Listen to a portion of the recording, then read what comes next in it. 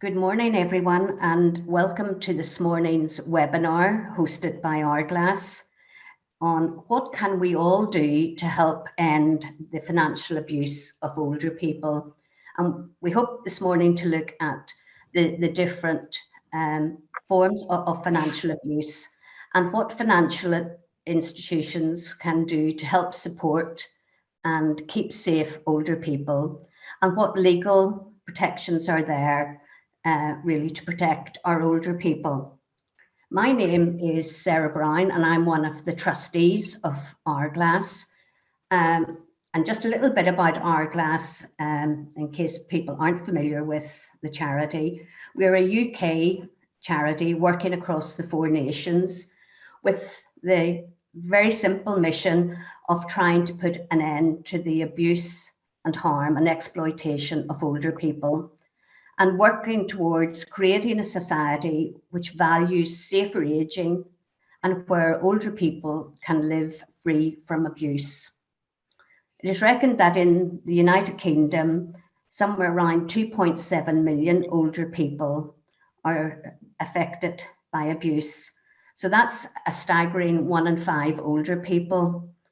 So the work in Hourglass is now more vital than ever. And in Hourglass, we run a 24/7 helpline, which is the only dedicated elder abuse helpline across the 4 nations. And we offer support and advice to older people affected by abuse and a casework service. I'm delighted this morning that we're hosting this webinar in Safer Ageing Week. And Safer Ageing Week, this is our 3rd Safer Ageing Week. Hourglass first launched Safer Ageing Week in 2020. And the theme for this year's Safer Ageing Week is, why isn't every victim equal? And every victim is a number.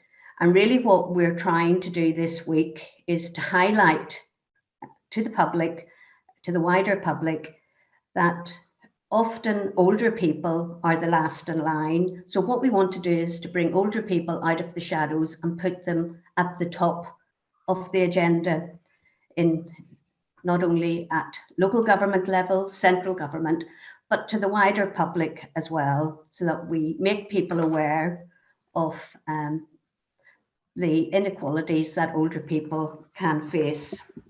As part of Safer Ageing Week, we are launching our first ever Safer Ageing Index in Northern Ireland. And this then will be followed up by Safer Ageing Indexes for the other 3 nations. The Safer Ageing Index is a landmark report which explores how we would measure the safety and well-being of older people using a range of data sources and crime statistics, and reveals for the first time what the challenges are that older people face in Northern Ireland and where it's the safest place would be to live. So I would recommend that you check out on our website the report once it's uploaded. Veronica Gray, who is our Deputy Chief Executive Officer and Director of Policy, has been leading on the Safer Ageing Index work. And Veronica has sent her apologies that she's not able to join us for the start of the webinar, but she does hope to join us shortly, because as we speak, Veronica is recording an interview with BBC Radio Ulster for a programme which will air on Saturday morning on the On Your Behalf programme about the Safer Ageing Index. So we look forward to Veronica joining us shortly. We're also gathering this week signatures for our open letter, which we are planning to send to the Prime Minister, requesting that older people are treated fairly in terms of funding, but also that they're treated fairly in many other aspects as well. So I would ask that if you haven't signed our petition, that you still have 24 hours to do so, and perhaps Penny will be able to put up a link if you haven't already come across that across our social media channels. I'm now really pleased to be able to introduce this morning our panellists. And we have a full panel this morning. We have Colin, who's Scott, who's our Community Response Coordinator from Hourglass. We have Tim Buttle, who's our Development Manager within Hourglass. And as I said earlier, Veronica will be joining us shortly. And then I'm very pleased to be able to introduce Tony Screet, who is from Aviva. And I'll not go into describing each of our panelists' backgrounds because I'll ask them to do that for themselves. They could do it much better than I would. And we also have James Cole from Talis Financial Advisors and Ian Cranefield, a solicitor, on our panel this morning.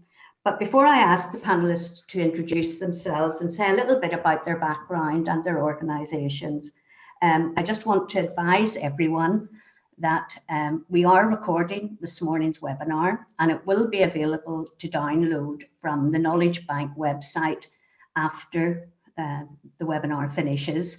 And if during this morning's webinar you have any questions that you would like to put to the panel, if you would pop them into the question and answer box, and we'll try to address that as we go through the webinar. And any questions that we can't get round to answering, we will follow up after the webinar. So I hope you all enjoy the webinar and find it very informative.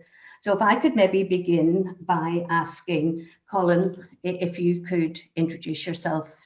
Thanks. Thanks, Sarah. I'm Colin Scott. As Sarah said, I'm the Community Response Coordinator with Hourglass based in Scotland.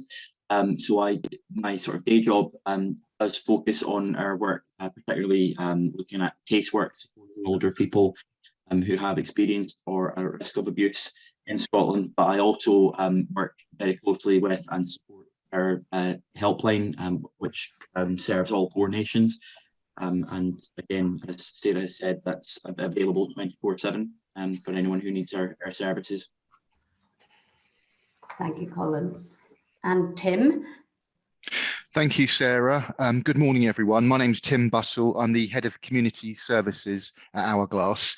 My role is largely to head up the community-based services at Hourglass. So they sit alongside our national service, which is the helpline. We've got our community-based services throughout the sort of regions and nations of the United Kingdom and Ireland. So yeah, one of the things we're doing at the moment is setting up a new dedicated older persons IDVA, which we launched yesterday in London. So we're particularly proud of that. And we've got dedicated older persons IDVAs in Sussex, Kent, Thames Valley, you know, the home counties, Scotland and Northern Ireland. So we're trying to grow our presence within the local communities, and it's my job really to roll that out and understand really what those communities need from us and tailor our service to fit that need. Thank you, Tim. And if I come next to Tony. Hi there. So I work for Aviva. We've got a very strong interest in financial resilience. We get a lot of insight into customers' financial circumstances, pensions, and you can sometimes sense when a pension is being withdrawn, maybe under some economic duress, equity release, people raising money against a house, again, under pressure sometimes from family members. We've launched some great partnerships with financial resilience charities, Citizens Advice, Money Advice Trust, and we're currently talking with you, Hourglass, to see if we can have some sort of permanent relationship or formal relationship, particularly with equity release. We're seeing a little bit of, just at the margins, economic abuse possibly, and at the moment we refer people to step change, but it might be useful if we've got a formal agreement with you. With Hourglass, we do try and give training to our staff to spot financial abuse, and it's just, you know, we have insight because we discuss people's financial affairs. So obviously very interested in this, the content of this webinar. Thank you, Tony. Back to You're you. very welcome. And if we then move to Ian. Ian, you're on mute. On mute. Yeah, you're okay. Hello, everybody. Yes, now I'm a self-employed solicitor with a company in Nottingham called Richard Nelson LLP, and I'm a dispute resolution solicitor. So that's the new label for litigation. Really, we're trying to solve disputes rather than create them. I work in the practice of remedying financial abuse through the civil courts, work in the Court of Protection, which is the division of the court system that helps to make decisions on behalf of people who can't make decisions for themselves, and deal with contentious probate and arguments about powers of attorney and abuse of powers of attorney. And I'm particularly interested in trying to resolve some of these cases with mediation rather than through the court system. Good. Thank you, Ian. And then if we come to James. Hi, good morning. So I'm the Managing Director of Talis Financial Advisors. We are 20 self-employed independent financial advisors across the south of England and a dozen support staff in Ashford in Kent, which is where I am now. We would describe ourselves as general practitioners, so we get involved in all sorts of financial matters, but we do spend an awful lot of time advising multiple generations of families. And as the whole country has aged, and particularly the baby boomer generation find themselves sort of caught in the middle, helping their own children get on the property ladder whilst their parents are going into care homes and this sort of thing, we find ourselves getting involved in all of those different conversations within families. Thank you, James. And thank all our panelists for taking the time this morning to join us. Before we get into our question and answer session, Tim's going to give us a short presentation, just really putting in context the whole area of financial abuse and some of the information that we have within Hourglass. So I'll pass it over to you, Tim. Thank you, Sarah. So yes, I'm standing in for Veronica, who's on radio, probably live as we speak. So big shoes to fill. Well, actually quite small shoes, I'm sure, but yeah, I'll do my best, and hopefully she can join us before the end of the webinar. So yeah, Veronica is our Director of Policy and Deputy CEO. I'm the Head of Community Services, as I mentioned earlier. Next slide, please. So yeah, in terms of what's the size of the problem in terms of abuse? So we did some polling back in 2020, and it was called Growing Old in the UK. And we asked a series of questions of people, and we discovered, shockingly, that 1 in 5, so 20% of adults over 65, will experience some form of abuse in any given year, with many victims experiencing more than one type of abuse.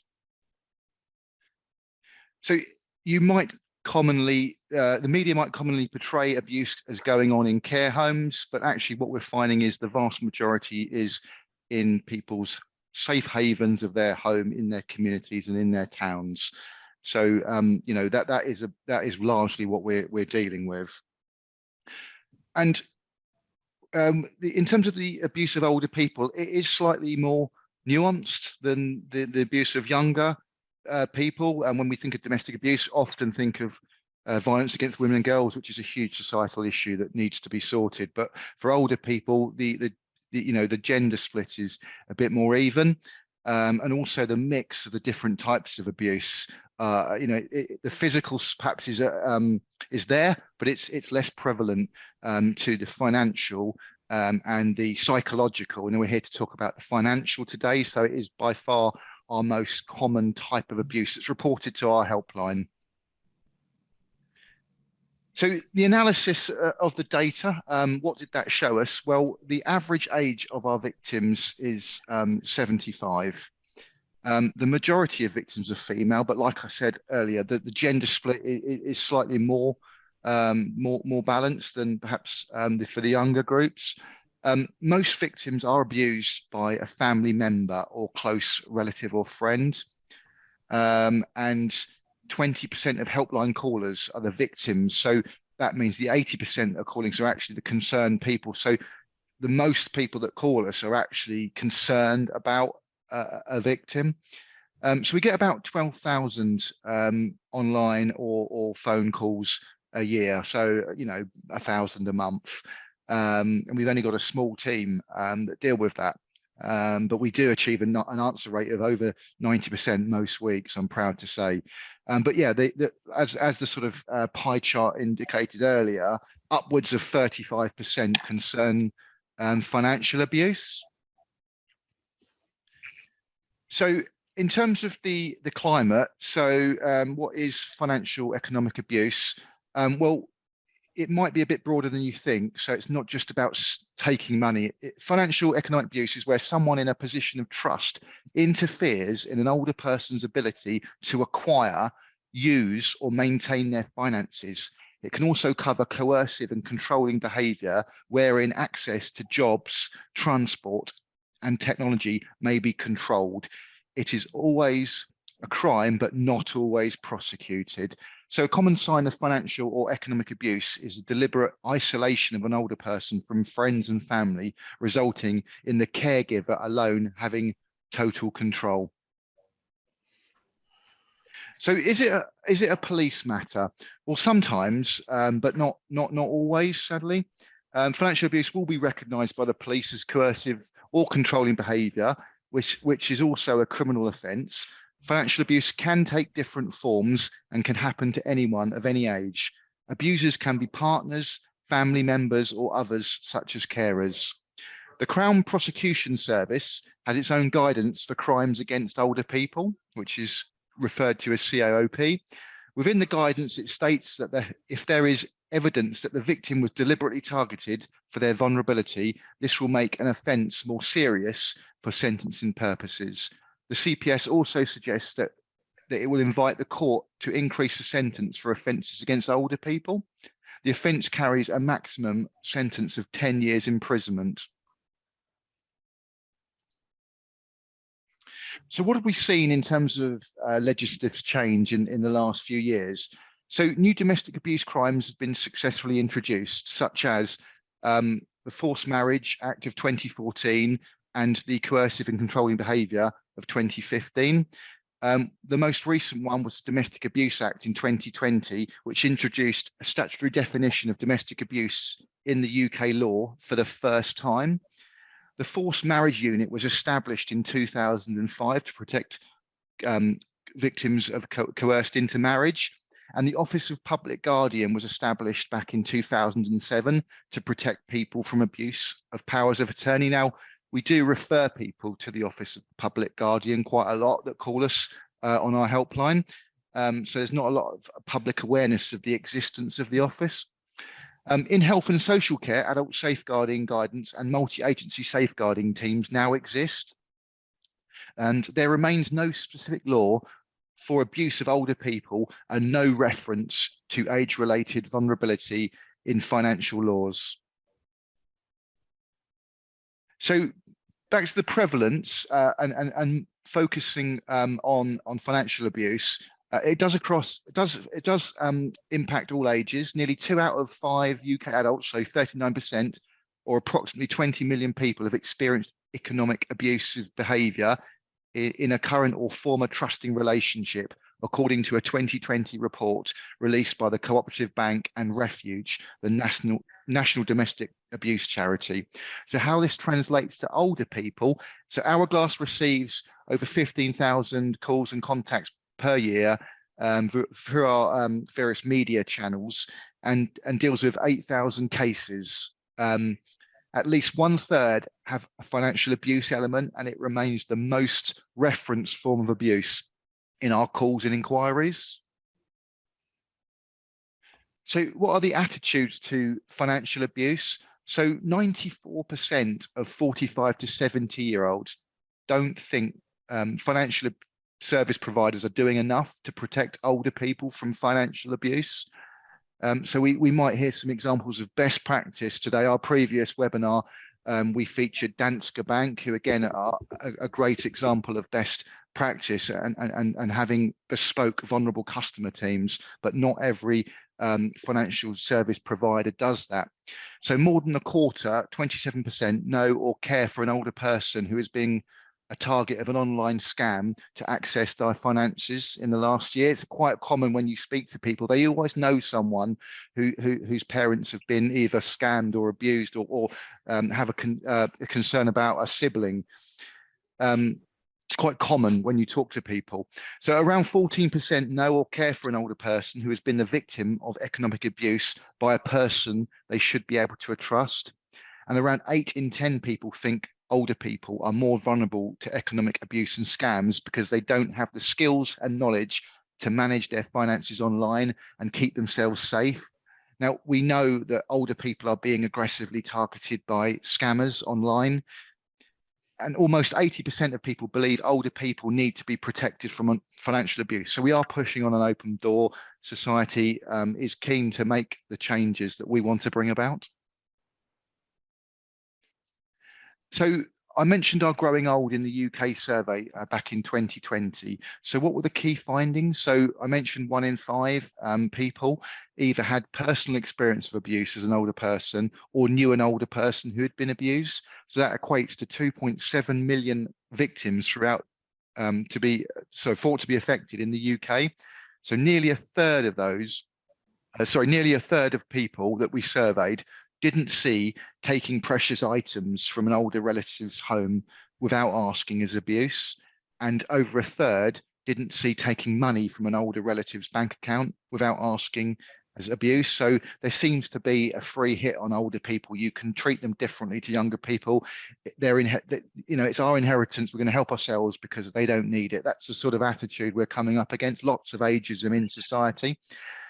So over a third, 34%, don't see family members trying to change the wills of older relatives as abuse.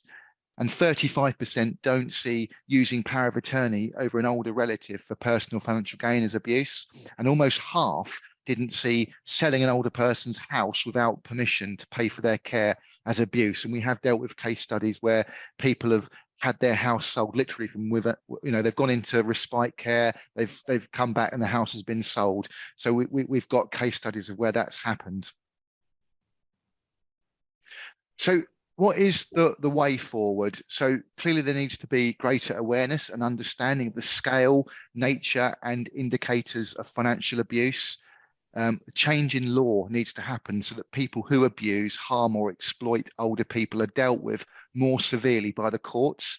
And we need to increase responsibility on the financial services providers to protect older customers and prevention and forward planning. So I think the message I probably wanted to leave on this slide is that we're all going to get old one day. So it's in our interest to sort this out, not only for our parents and grandparents' generation, for ourselves. We need to get on with sorting this out. And I think there's one more slide to come. Oh, that's it. No, that's it. I've obviously good. Hope that was useful. Yep. Thank you very much, Tim. That gave us a very good overview of the prevalence of financial and economic abuse and some of the issues that we need to be addressing, both, as you say, on behalf of our parents and grandparents, but for ourselves and our children going forward. I'd like now to invite the panel really on the back of Tim's presentation. The first question is, given what Tim has outlined for us, what can we do to prevent financial and economic abuse? And James, if I could maybe start with you just for a comment on Tim's presentation and what you think we can do to prevent these situations occurring. So I'm a big advocate of talking about these things, and preferably talking about these things before they become a problem. And so again, within families, being able to discuss how you've written your will, how you want your estate to be distributed, and having that conversation before you've died, having conversations around, the reality of the cost of care. And so is that going to look like somebody coming into the home, or is it going to look like going into a care home? How's that going to be paid for? So is the house going to need to be sold at some point? And just getting those conversations started within the family long before it actually becomes a problem. Thank you. Tony, would you like to comment on what we can do to prevent? I was disappointed by the statistic 94% of 45 to 70-year-olds think that financial providers aren't doing enough. I mean, we go out of our way to train staff to spot what is financial abuse. You know, it's racking up debt where you'll have to pay for it, managing your money by transferring it to their name, controlling the means you make money, and telling you how to spend your money. Awful coercive behavior. So we do try and spot that. And I'm on the direct advice side of Aviva. So I represent the area that gives direct advice to customers, fact finds. And most of our meetings are on Teams. So if we think there's any form of coercive behavior going on, we'll then insist on a face-to-face meeting. I think James would agree. You need to have that body language and understand what's going on there. But if there's any hint of coercive financial abuse, we'll have a vulnerable customer case clinic and really assess, you know, what's happening. How can we help the people? Step change, Hourglass, or it's just sometimes it's so complicated we just have to refer them to social services and walk away. But we're a useful point there of contact for them, because we're going right into the finances, and you'll soon find out what's going on. So I think we do have that unique insight, Sarah. But I'm disappointed that people think we're not doing enough, because we are trying our best. You know, we're looking after people's pensions, investments, and we don't want that to go wrong for them. Yeah, thank you, Tony. And Ian, would you like to come in on that? Yeah, well, the statistic that that was highlighted for me in that presentation was the 1 in 5 adults being at risk, because when I first began my association with Hourglass, or the charity that preceded it, Action on Elder Abuse, in early 2000s, they'd done some statistical analysis and surveys which suggested it was about 1 in 10. So there is a mixture here, I think, of more visibility of the abuse, and also potentially in the straitened financial circumstances that James refers to, where people in the middle years are being squeezed, both having responsibility for elderly parents and children that remain dependent for longer. You've got these pressures. And I think I'd absolutely echo what James says. It's about transparency within the family, particularly if you've got a dysfunctional family with siblings that don't get on, for example. That's a kind of toxic landscape where these things begin to fester. And also just a kind of can-do attitude from social services, from the police as well, from everybody involved, because people are very good at identifying what's difficult about prosecuting cases, about what's difficult about investigating cases. There's a reluctance to turn stones over in case you find things that are really complicated. And actually, you know, it's all our duties to be passionate and committed and determined in these things. That's what the law is there for. You know, it gives people powers to do things, but often I'm afraid human nature gets in the way and people don't really want to address what they find. Okay, thanks, Ian. And Veronica, you're very welcome. Glad you could join us. Would you like to make a comment just in terms of what we can do to prevent I think there's a number of really interesting points have been raised by Tony and by Ian. I agree, Tony, that 94% statistic is alarming, and I think it's in large part due to perception versus reality. The reality is there are a large number of older people across the UK today being financially abused. I think there is also the perception that this might be coming closer to home. And I think we have to balance all that up. But I think what the statistics tell us is that this is a concern. There was a report produced in Northern Ireland, where I'm from, back in 2016, which identified that 1 in 5 people over the age of 60 had been the victim of financial abuse in the previous year. Now, I have no reason to believe that that is any different anywhere else in the United Kingdom. And when we talk in Hourglass about the 1 in 5, we're talking about all forms of abuse, So if we were able to find the funding to drill down and do that piece of work specific to financial abuse, I would be absolutely fascinated to see what we might uncover. I also agree that the sandwich generation, as we're known, are going to feel particularly squeezed during the current economic crisis. And I do really worry about what that means for older people. But when we look at prevention, we need to have these conversations, and we need to have these conversations now. I need to be having these conversations with my family members, because that's part of the Hourglass Safer Aging agenda. It's about looking forward. It's about what does safety in old age mean for me, and how am I going to play my part in my own safety. Talking and forward planning is difficult. To have those conversations is to accept and start to address the possibility of cognitive decline, physical frailty. It's also about confronting our own mortality, and none of that is easy, but these are essential conversations that we need to be having at a much earlier stage in life, and not waiting until we are feeling vulnerable or we are feeling afraid. And I suppose that would be my core message from Hourglass. Let's start having these difficult conversations at an earlier stage, and then it might not feel like such a huge mountain to climb. Thanks, Veronica. Thank you very much. Just for the panel, and as I said, we try to pick up the questions coming in, but before moving on to our next question, a question has come in asking, does financial abuse of an older person include threatening to withdraw contact with grandchildren if they do not comply with financial demands? And Tim, maybe you want to address that.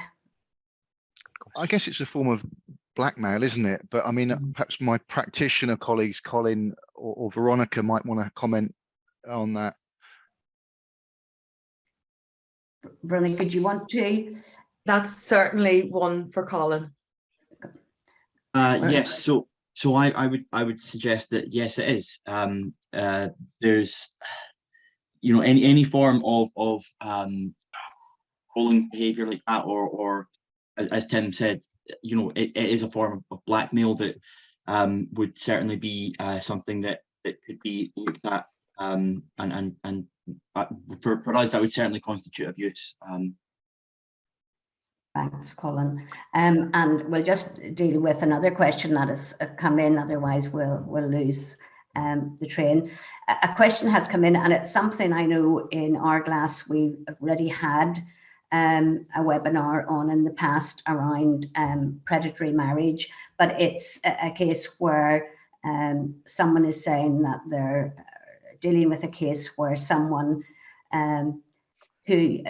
where the client is deemed to have capacity, but often very difficult to get them to see the issue, and they are potentially being abused by a foreign national who's due to marry when he comes to the UK. The client is an older person and he's significantly younger, and it may be legitimate but highly unlikely, but she persists in making payments, and we've obviously come across these cases before. So a very difficult one to address, and I don't know whether Ian or Tony, or indeed you would have any comment to make on. Well, I'm happy to just make a quick comment. The first thing is to encourage the individual concerned to look at the www Predatory Marriage UK, which is a kind of insight into one particular case study, which is broadened out through the passion and determination of the family concerned. And it is a very real issue.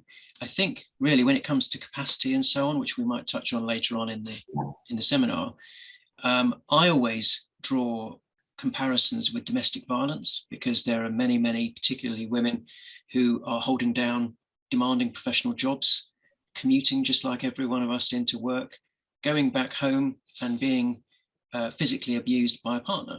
And somehow that's okay, that's normal for them. And it's only when you take them out of that situation and they begin to, surface into the real world again, that they can make their own choices about realizing that that's not okay. And, but these are people with capacity. These are people who have been groomed or mistreated to such an extent that they accept this behavior. And I think it's exactly the same in child abuse, it's exactly the same in elder abuse. And so the first thing is to try and get this older person away from this level of influence while that person is not in the country. And quite how you do that is individual to each circumstance, but that's the thing. I mean, if you've got capacity, you may wake up and smell the coffee and realize the situation you're in, but it's really, really, really hard. Yeah, thanks, Ian, for that. Moving on, then the next question we have is, what help is available to older people that have experienced financial abuse? And maybe that's something, Colin or Tim, you would like to address. We would like to. Tim, are you going to? Go for it, Colin. Yeah. Oh, yeah. Colin's right. Oh, okay. Colin. Okay, so I mean, there are statutory support that are available. For example, through safeguarding procedures. So local authorities, or in Northern Ireland, the Health and Social Care Trust will have a dedicated team that will be able to support if there is a safeguarding concern, and often financial abuse does come up on their sort of radar. But obviously they have to be made aware of it. But also I would say that at Hourglass we do offer support, both in sort of the short term through our national helpline service, but also in various parts of the UK we do offer our community response services, where we can offer a medium to longer term casework model of support, and that can include things like supporting an older victim to build resilience, to be able to recognise the abusive behaviours, and to be able to access support such as legal remedies. And when our domestic abuse services, for example, we do support victim survivors to access the various orders that are available. So there is support out there, and obviously if it's if we're looking at power of attorney issues, deputyship issues, as we mentioned on the slides earlier, the Office of the Public Guardian exists to regulate those. So in the first instance, powers of attorney have to be registered with the office, but if something sort of goes wrong with that power of attorney, then again it's on the Office of the Public Guardian to carry out investigations. Okay, thanks, Colin, for that. I'm mindful that we have many questions to get through. So moving on to our next question. What are financial institutions doing to keep their vulnerable customers safe? And maybe Tony, if you would like to take that question. We get most of our cases are straightforward. This is in the periphery, but we had a chap who was 85 and he had a house and with equity, and he wanted to get a loan on the house, which then rolls up for the rest of your life, to release capital, because he'd had a lady friend come into his life recently who'd taken money away from him. He had 3 daughters who never got involved with him. So I think it was a family issue. You have a vulnerable man here, you've got 3 grown-up daughters who didn't want to know him, and he wouldn't give us access to the daughter, so we couldn't get help that way. And they wanted this money to pay off the debt run up by the lady friend, but also a new man had come into his life, a helper, only 35, who ran his errands and did his shopping, and he gave this man money each week. And we think some of the loan objective was to help this man, give him more money. So he's been financially abused by this lady, and you've got this man. It all seemed very suspicious. So we sat down and we couldn't proceed with the loan. We felt it wasn't in his interest. We tried to get him to go to step change. but I don't think anything resolved itself. We walked away very subtly. I don't think he could get a loan anywhere else. But the answer to that was his family. The family unit wasn't working properly. You know, these 3 daughters were obviously neglecting him. You know, they lived in a different part of the country. So sometimes it isn't a law thing. It's just basic common decency, you know, neglecting parents. So, but it was definitely a financial coercive scenario there. Yeah, potential. Spotted and walked away from. Yeah. James, would you like to make a comment? Yeah, so the FCA, the Financial Conduct Authority, have done an awful lot of work around vulnerable customers. And they published some finalized guidance as far back as February last year. So all of us are having to think about how you define a vulnerable customer. And in fact, I've just pulled the guidance up to have a quick look. One of the questions, does older age automatically mean a consumer is vulnerable? Answer from the FCA, no. You know, there are other considerations. And I think Tim referred to ageism earlier. We've got to be very careful to understand that just because somebody's getting older doesn't mean that they can't make these decisions for themselves. And so I think financial institutions find themselves in a very difficult position where if somebody is deemed to have capacity and they're making decision about their own money and their own assets, then you can't necessarily just sort of apply your own view that what they're doing is foolish. If they want to do something foolish with their own money, the law doesn't prevent that from happening. Yeah. And interesting, James, I don't know whether you've picked up in the webinar chat, but with an interesting comment coming in that older people with capacity at times can be devious by playing one person off against the other, and that could be within a family, you know, situation. And what do the panel say to that? I don't know whether you've a comment, James, on that, but it's referencing what you're saying is that we can't just assume. No, and I come back to the point I made earlier about trying as best you can to have these conversations within the family, because one person's interpretation of being devious is not the same as another. And I can think of several examples where an individual has written their will to favour one child over another, and often there are very sensible, pragmatic financial reasons. Like one child is doing really, really well financially, has sort of independently wealthy. I'm not going to leave as much money to them. I'm going to leave more money to my other child who could do with a little bit more of a leg up. And if that conversation is not had and understood, then you can understand how the child receiving the smaller inheritance might say, well, that's devious. What's going on here? Yeah. Okay. Thanks, James, for that. Moving on to another, staying obviously with the high percentage of financial abuse cases, but a large majority of these can be as a result of scam calls, which we hear about all the time. And the question is, what more can be done to protect older people against falling victim of these scams? And I don't know, Tim, whether you want to pick up on that. Yeah, thank you, Sarah. I mean, this has personally affected me recently because my father was a victim of a scam. He received a text message from what he thought was the NHS saying he'd been near someone who was, had COVID, and he must click on this link to get a test. So he clicked on the link and it took him through to a website which looked like an NHS website, and he knew that you have to pay for tests now.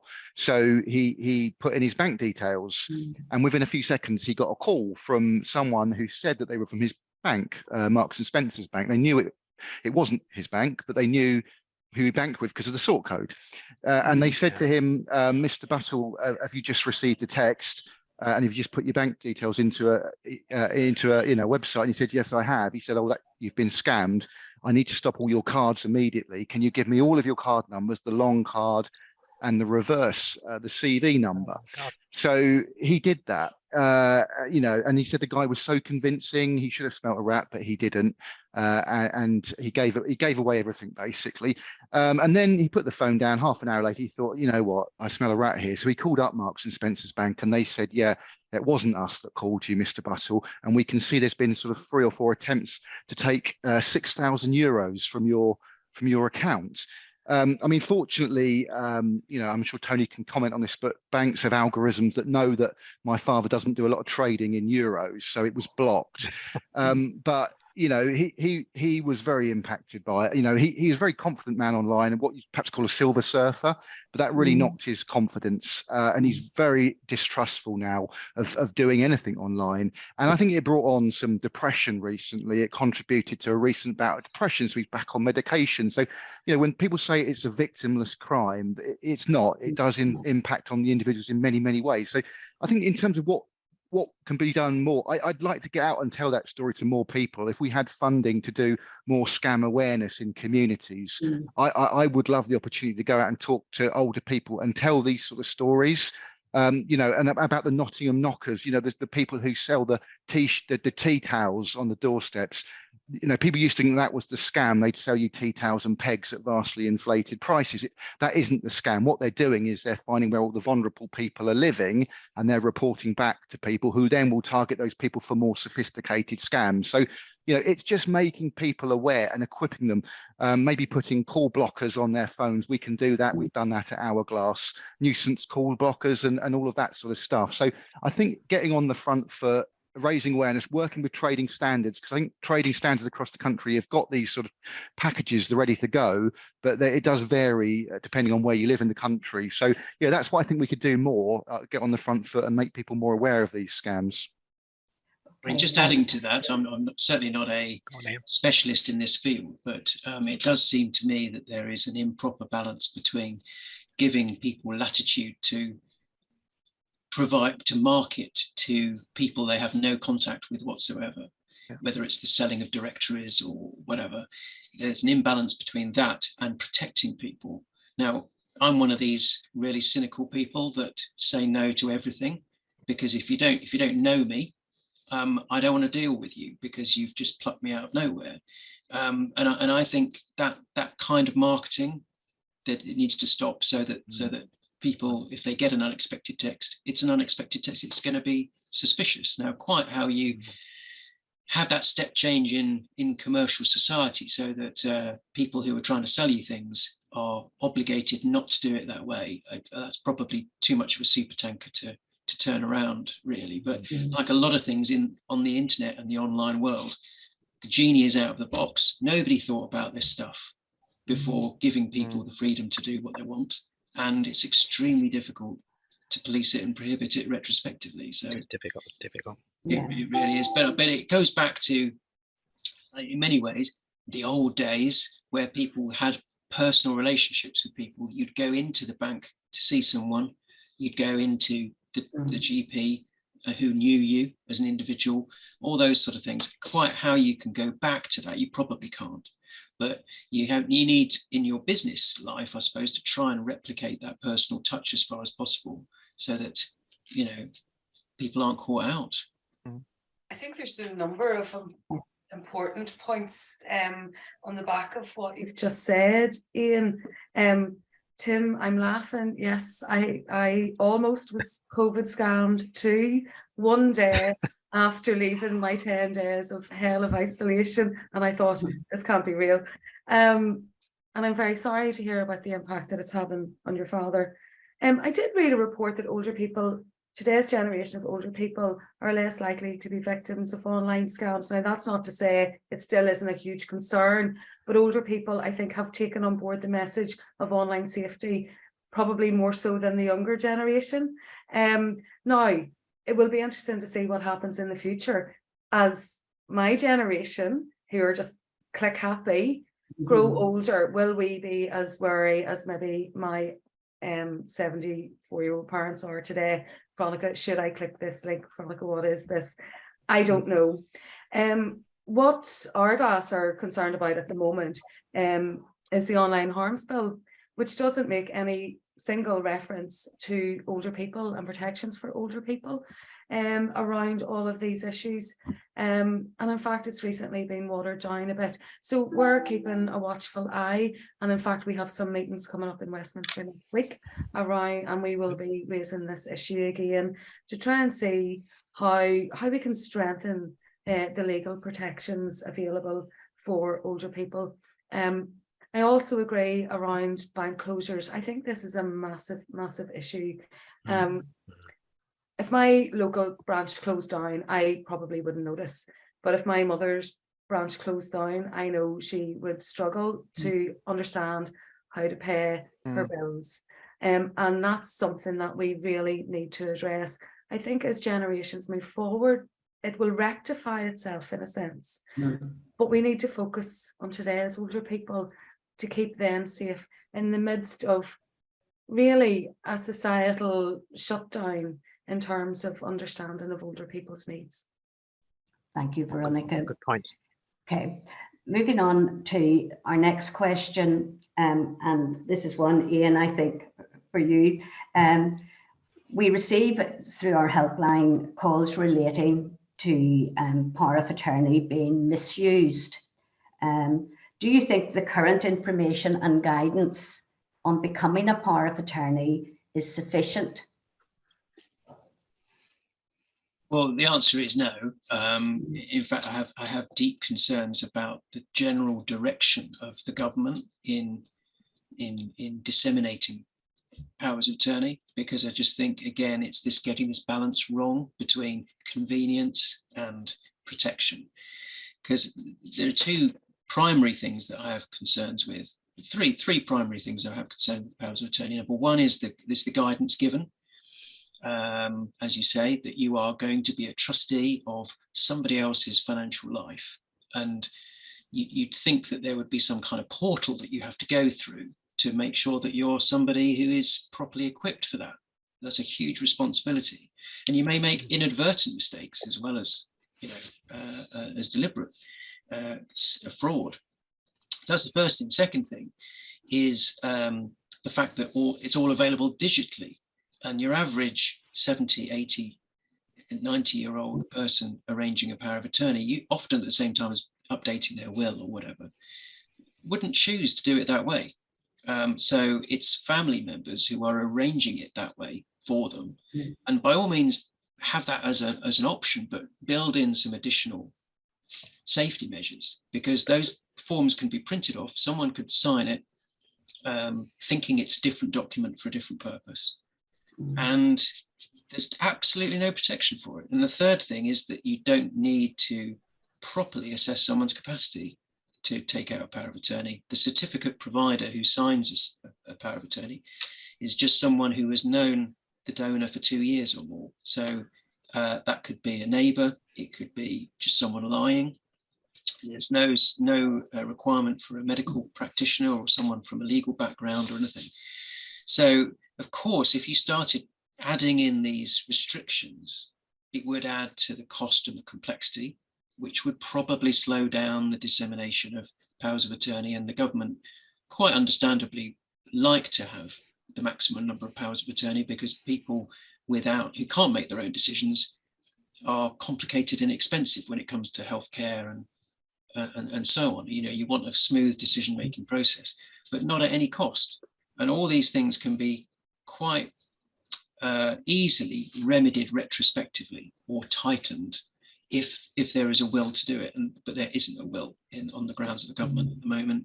And all they will say is, we haven't seen evidence of significant fraud or something like that. Well, we all know different. Yeah. And just when we're on that question, I don't know whether you've seen in the chat box, Ian, but someone has put in about financial security bonds to act as a deterrent to prevent a source of financial restitution when things go wrong, that there are bonds for controllers, deputies, and now powers of attorney. And do you think that bonds protecting vulnerable people should be mandatory? Well, they are mandatory in terms of deputyship. So that's if you effectively are appointed the equivalent of an attorney by the court for someone who's already lost capacity. They are mandatory. They're not mandatory for someone selecting their own attorney, and that does seem a bit incongruous and a bit strange. And yeah, I think the other thing that speaking to my colleagues from the financial industry, I think banks are missing a trick here, because they could put together an attorney's or deputy's bank account package, which would be a funded bank account, which you pay £10 a month or something for, but with additional protections for the donor so that they don't lose money, for the attorney so that they're not falsely accused of taking money by a jealous sibling or something like that. They could have more sophisticated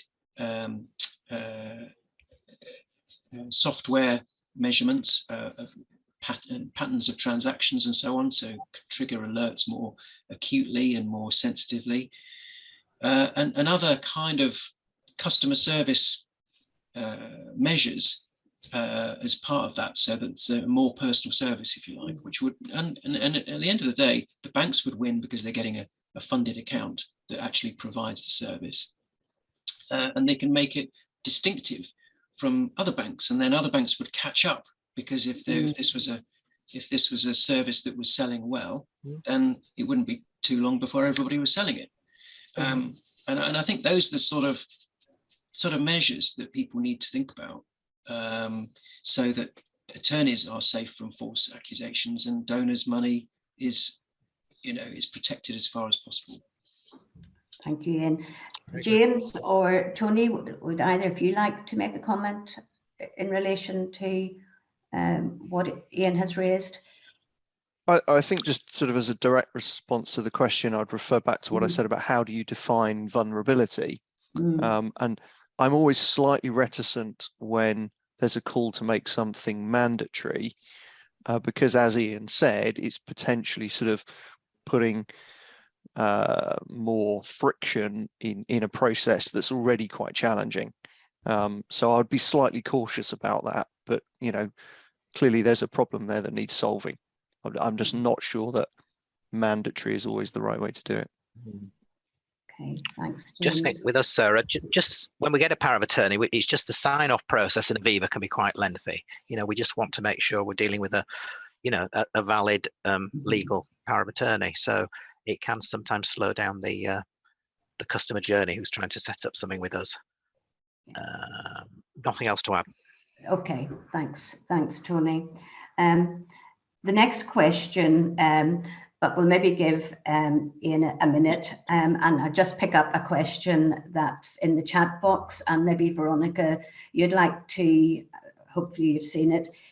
It's just back to the issue of scamming, where someone has cited a case where 2 clients have been scammed, and they've been scammed after suffering a bereavement, and obviously particularly vulnerable, and obviously grieving. So I just wondered if there was anything, Veronica or Tim, you wanted to add about what else we can do when people don't have close family around them at times when they're particularly vulnerable, to offer that extra protection. Well, I suppose I can start by saying we obviously know bereavement and any major change in life circumstance is a moment of key risk for older people becoming victims to any and all forms of abuse. But we do see this very often in terms of bereavement. So unfortunately, but sadly, that's very familiar to us. We have in the past had discussions with one particular bank around the possibility of issuing letters to older customers when there are significant life experiences. So it might be when pension benefits first arrive, it might be when they come into branch to close the account following bereavement. It might be on a different form of benefit entering the account, maybe something around independence payments, those kinds of things. And we're getting there. We've started those conversations, and the bank that we're working with are warm to it. It just hasn't fully progressed. But I think that's something that would be really, really useful. The same bank, however, does send a letter to any customer they identify as being a victim of financial abuse or at risk of financial abuse. They send them a letter and refer them to Hourglass casework services. So I think there's something more that we can do there. Perhaps being more proactive at absolutely life events or significant life events. But in a partnership way. I'm not putting all the responsibility onto the financial institution. We're here to work in partnership with you all. In terms of older people not having trusted family or friends to support them, I think that is a big issue. And I think it's an issue that for our current generation of older people affects women more than men.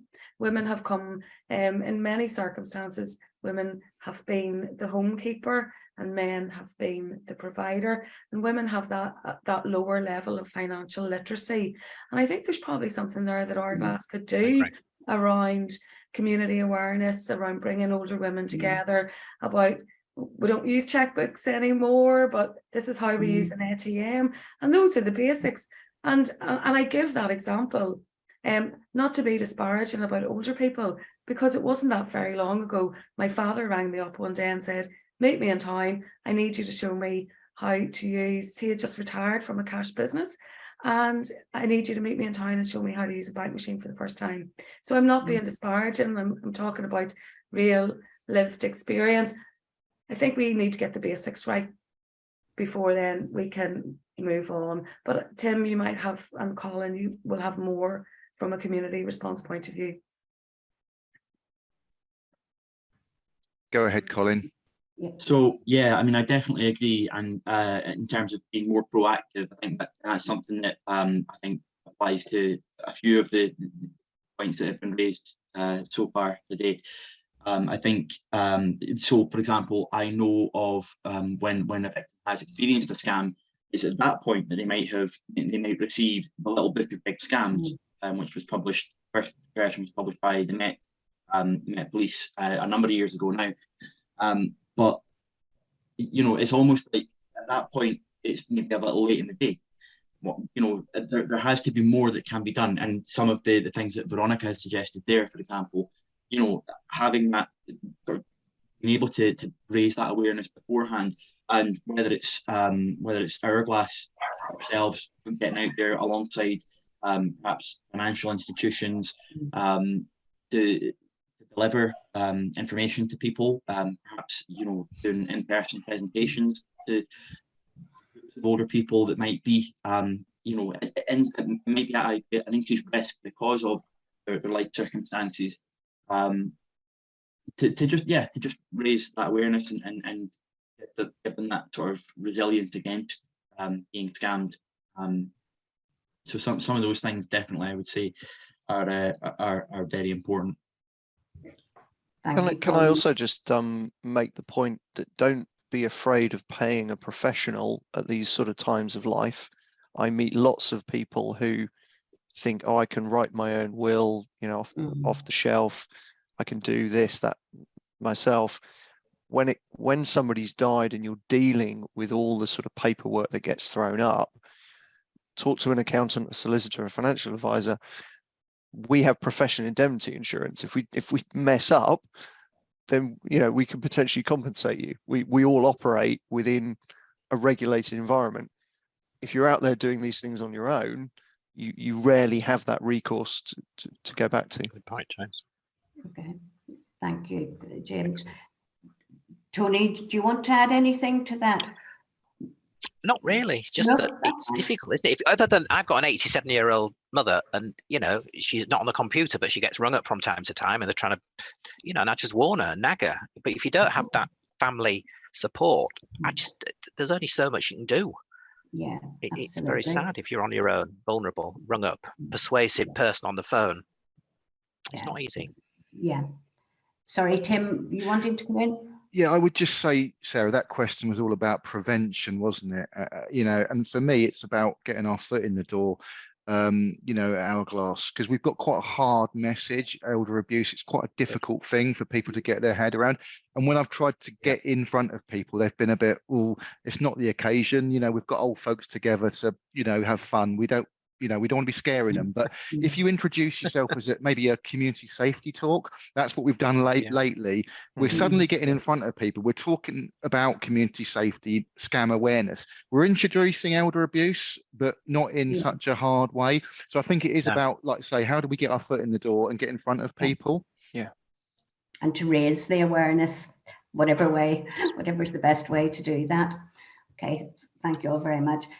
Ian, I'm coming back to you now because our next question is around what legal protections can be put in place to protect older victims of abuse.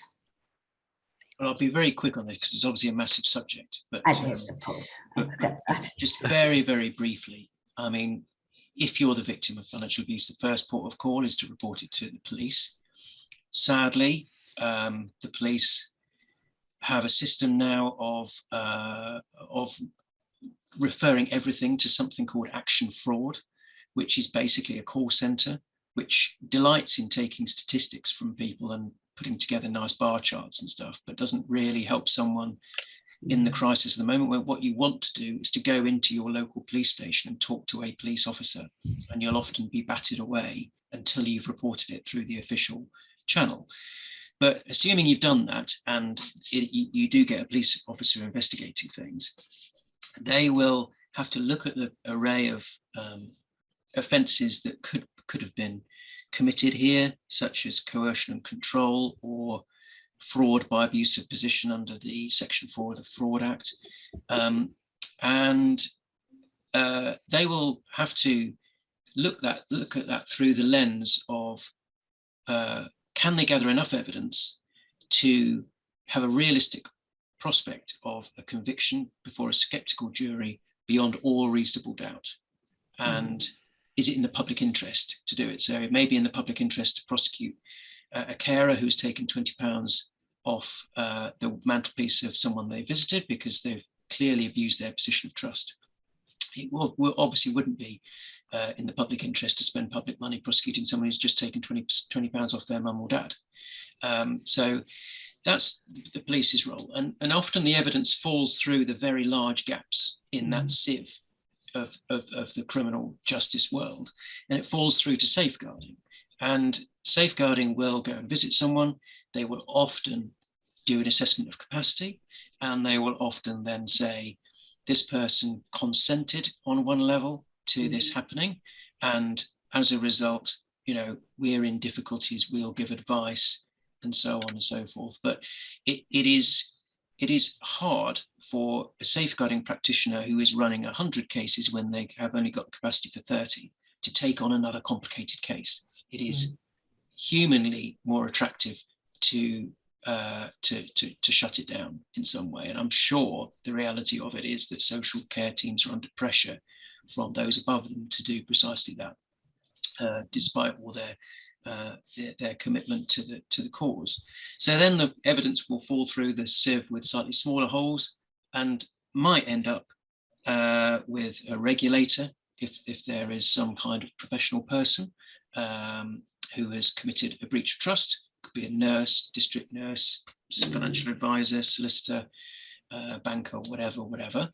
And then if there is an adequate response from them, it might end up with someone like me or through Hourglass, people calling the helpline out of desperation. Where am I going to get a legal remedy? And the good news is that there is one. You know, prevention is far better than cure, but cure is possible. And just to summarize that very, very quickly, say a typical example of someone who has got power of attorney and has misused that and taken money for themselves. They are in what we call a fiduciary position. They're in a position of trust and responsibility. And there is a presumption of undue influence under the civil law, where someone who is in a position of trust and responsibility and transaction have taken place which are open, which demand an explanation. The burden of proof shifts to them to demonstrate that they had informed consent for that beneficial payment to themselves. And that's so important, because if you think about litigation as a game of tennis, you know, in a criminal justice system, it's always the police who are having to get the ball over the net before the game starts. The presumption of undue influence in the civil law means that the ball's already over the net, and if it can't be returned, then it's your point. So often, you know, I will speak to people accused of abuse, and they'll say, "You'll never be able to prove that I did that," or "You'll never be able to prove that that I was dishonest." And I just say, I don't have to. You know, you're in a position of trust. This demands an explanation. You haven't produced an explanation. This money is returnable. How are you going to return it? And it can be as simple as that. You know, there is then a long discussion and so on about how that can happen. But and you know, there are risks and costs associated with litigation, but you can then have a mediation about it. You can then enter into dialogue at a professional level about what remedy you want and why you want it, and in what timescale and so on. And the reality of it is, one of the positive elements of it is that financial abuse is a crime which is normally committed by relatively well-heeled, middle-class, middle-income people who just want a bit more. And so they do actually have assets available to them often to provide reparation to the victim. So, you know, it can be a difficult journey, and you throw in some family stresses and strains in all of that, and it's not an easy journey. But the one message I would put across is never think that just because the police have batted it away, that a remedy is going to be elusive, because it may not be. Thank you, and that's very useful. I don't know whether you've picked up the question in the chat box, but just before we move on, someone has put forward an interesting question, whether it would be of benefit in cases of financial abuse, where financial abuse has taken place, that someone, a professional from a finance background, would be part of the MARAC, which is the multi-agency committees that sit.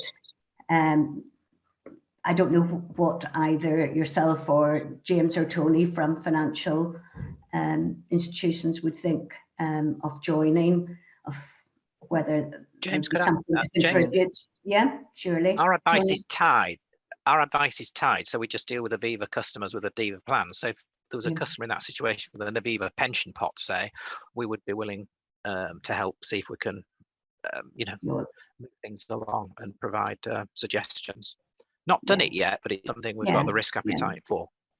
Okay. James? And James, have you any comment? Yeah, I mean, my experience of this sort of situation is very limited, and where I've seen MARAC at play, it tends to be domestic violence. So, you know, to Tim's point earlier, when we're looking at elder abuse, it tends to be financial more often than it's physical. So I think, I mean, it sounds to me like a sort of relevant, sensible suggestion, depending on the context. Yeah. Okay. Thanks, Jim. Sorry, Veronica, were you wanting to come in on that question? It was actually the previous discussion around the criminal justice response to financial abuse, and I absolutely agree with everything that Ian said. But the thing that came back into my head was the man who phoned me and said that his son had coerced his terminally ill mother into signing over the deeds of a holiday cottage by the sea. He then proceeded to sell the cottage and everything in it.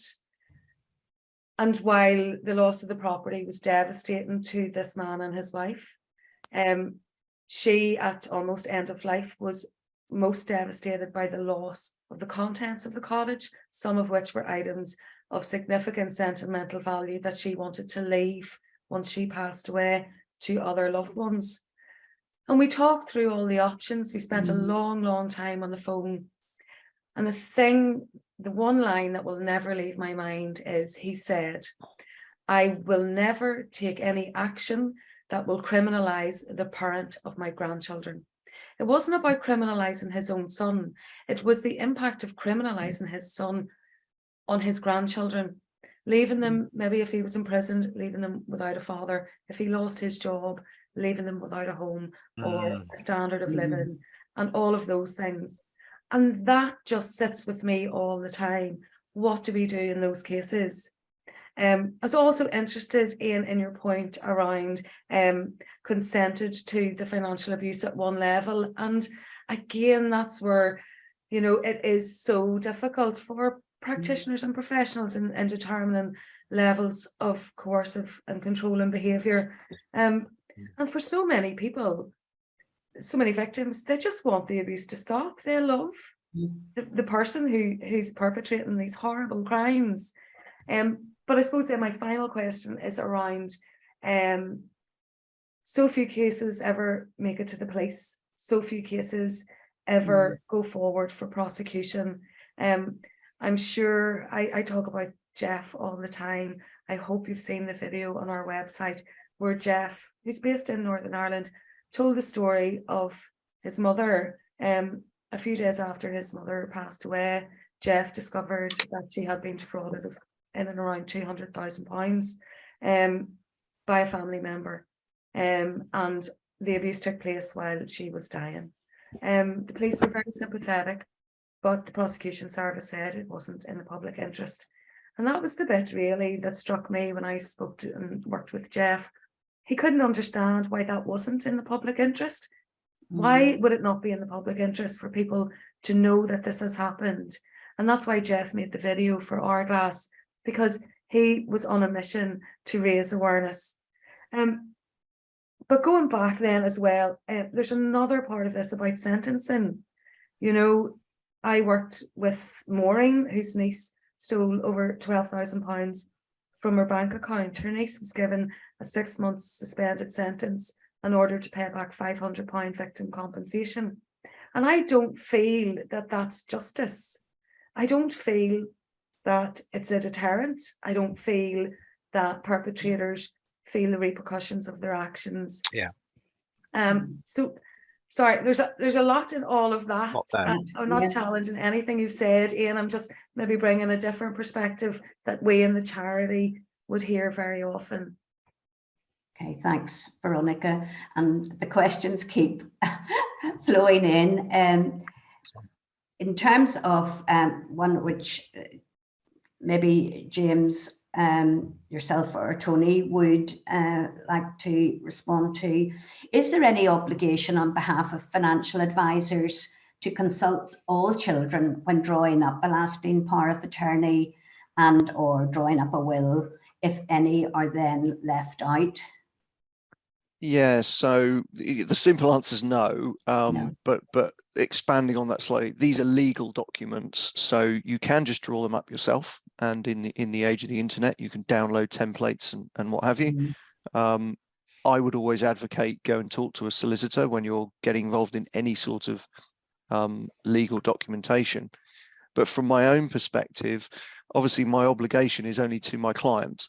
And you get into all these issues around confidentiality and sharing of information and whatever. So if my client doesn't want their family to be involved, I will suggest that we ought to. But if that's not what they want, then that's not going to happen. Okay, thanks, James. Tony, do you want to come in? Well, just on equity release, you've got someone with £500,000 house and they want to raise £100,000, and the interest then rolls up. And we implore them, please involve your children and your grandchildren. But, you know, if they don't want to, they don't want to. But obviously on that person's death, you're then going to have this house that the children think they've got, not realizing that there's this extra release debt, a lifetime mortgage. So, and often you get ombudsman complaint cases saying, the children saying, well, why did Aviva set that up? You know, they should have told us. But, you know, all on our file, we recommend that you bring in a third party. But sometimes they're bloody minded and they don't want the children involved. But it's a tricky area. I think Jen will agree. Yeah. Okay. Thanks, Tony. Coming close to the end, and as I say, we haven't got through all of our questions, but the next one I'd like to. Our research in Hourglass shows that, as Tim referenced in his presentation, people's attitudes to what constitutes financial abuse is really quite shocking and appalling. And I just put it out there to the panelists. Why do you think such a high percentage of people feel it's okay to change an older person's will or abuse an lasting power of attorney or even sell their house? And Veronica has cited a number of cases that have been dealt with within Hourglass. Is it something that's reflective of society? Why do you think that it appears to be acceptable to so many people? Well, if I may, just to give it a very quick example before everybody else gives their views on this. I used to do a regular presentation about financial abuse with Hourglass, and the example I always used to give is the cash machine example. So I'd say, it's lunchtime at work, you want to nip out to go and get a sandwich, you get £20 out of the cash machine, and you put your PIN number in, and instead of giving you £20, it gives you £200. And that you've got a choice, a moral choice predominantly at that stage. Do you take the £200 because you've had a crap week, and it's around about time that the fates turned around and gave you a reward for all your hard work in looking after your family or helping a friend out or whatever. Do you spend the rest of your lunchtime queuing up in the bank to give £180 back, which wasn't yours? Or do you have a quick look behind you, put your PIN number in and see if you can get another £200? And in your average room of average people, I think there would be a broad selection of people who would do all of those things. If we're honest, I never asked people for a show of hands because it would be embarrassing, but it's because the perception that it's kind of a victimless crime. As someone said earlier on, it's the perception that I somehow have an entitlement to my parents' money because they'll want it to go to me. They're not using it. I might as well have it now because I need it now. Yeah. Which is a wrong perception, but it's ultimately an immoral perception. And I think the law struggles sometimes to impose too much of a moral obligation on people, as it should, because morality is quite a shifting concept. But I think it's perception of victimless crime, and people just self-justify to themselves why it's okay when deep down they know it's not okay. No, absolutely. Tony, do you want to? Sorry, James. James first. Well, I was just sort of nodding in agreement with Ian, but I think we sort of need to be careful to sometimes moderate our language, as I think Tim referred to earlier. If we start the conversation talking about abuse, people are going to be turned off. I'm now going to contradict myself by talking about fear and greed. Human beings, we're sort of fundamentally driven by fear and greed, and often the older person wants to keep as much money available as possible because they're in fear of the unknown. And the younger family member who's got all of these pressures and we see the cost of living going at the moment, is ultimately looking for a way out of what they consider to be their hole. And joining those things together can happen in a sort of friendly and affable way, as I often see with my clients, or it may end up in the world of Ian, where obviously there's far more tension going along. But if things can be mediated, then that's obviously a much better outcome. Thanks, James. Tony? Just Ian's example with a bank, it's more a faceless institution, so maybe there's less of a moral sort of twinge of doing something against them. But against family members, I'm very disappointed with their stats. Sarah, I wasn't aware it was as reckless and immoral as they are. Just very disappointed, a bit cynical. I'm never surprised anymore. I'm never surprised. No, you're not, Ian. I know. We're trying to keep it upbeat, but that bit's not upbeat. I know. Okay. Mindful that we're coming very close to 11:30. Right. And there's still questions coming in. So what I would say before just asking each of our panelists for a final comment, to the audience is that just to remind you that the webinar has been recorded and will be uploaded onto the Knowledge Bank website, which you can watch again or inform maybe colleagues and other people who haven't been able to join us this morning. We've had some other questions sent in, and prior to starting the webinar, Ian had agreed to take a look at a couple of the questions and will follow up in a response after the webinar. So if we haven't been able to address the question, we certainly will try to do so afterwards. So just before close the webinar, if we maybe just could go around for any final comments on this morning's webinar, maybe anything that you would like to say that we haven't been able to touch on. I think financial abuse, it is such a big subject that we could easily, as someone said, run a webinar every month and still find issues to discuss. So if we maybe start with you, James, just because you're on my screen first, any final closing comments? Yeah, well, I mean, I only came across the work of Hourglass literally a couple of months ago, and certainly the bit that I was struck by was society's attitudes, and obviously we've just touched on that in the last few comments. So I would just say, so thank you to everybody who's put in questions. Having this conversation and raising awareness is always going to be the beginning of trying to solve some of these very, very difficult issues.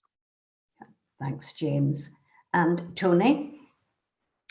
We've only been dealing with Hourglass, chatting with you in recent months, and I hope we can develop a formal relationship. I think you're doing a super job.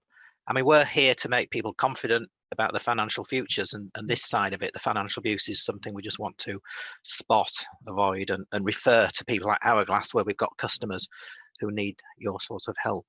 But very impressed with your setup and grateful for the people watching us.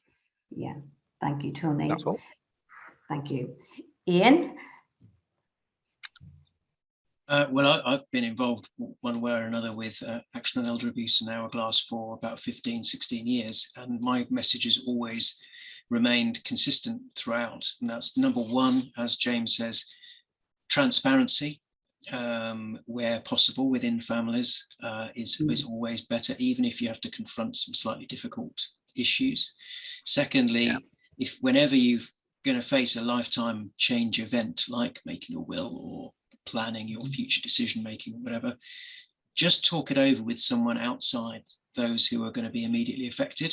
It doesn't necessarily have to be a solicitor or a financial advisor, but just the process of talking things through will often bring clarity to the surface, I think.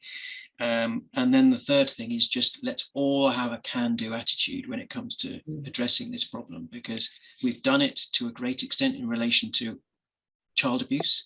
We've done it to a great extent in respect of domestic abuse. These things have now become priorities in society where people are pariahs if they engage in it. And we've got to achieve the same thing, and it is possible. Yeah, very good. Absolutely. Good point. Ian, that's a very good point. Colin, do you want to make any final comments before we close the webinar this morning? Just to echo what the others have said, that you know, it's been great to have such engagement today with this area, because it's conversation about this is the way forward. You know, we do need to raise it on the agenda. We need to have this as things that families are talking about, and that in society we are more aware of, so that we can stamp it out and stop it before it happens, but also so that we can recognise what needs to happen when it does happen. Thanks, Colin. Colin. Tim? Absolutely. I think as a society, let's fix the roof while the sun is shining for ourselves. You know, let's get on the front foot individually and have those conversations with those professionals, you know, like James and Tony and Ian. You know, do we need the same income at 97 as we do at 67? You know, what range of products are available? Let's not sleepwalk into this sort of situation as individuals as well. Okay, thanks, Good. Tim. And I'll leave the final comment, Veronica, to yourself. thank you all. I've really enjoyed today's webinar and agree with all of your summary comments. All I'll say is, how about same time, same place next month? We'll continue the conversation. Okay. Yes, indeed. And just as we close the webinar, I haven't got the date for the next webinar, but as Veronica says, it's very likely to be in January. So if you keep an eye on our website, it'll be advertised there and across other social media channels. So it just gives me a pleasure to thank all of our panelists, especially James, Tony and Ian, who've joined us along with colleagues from Hourglass, and leaves it to me to say, to wish you all a very Merry Christmas, because we're getting close, and hope to see you in the new year at our next webinar. Take care, everyone.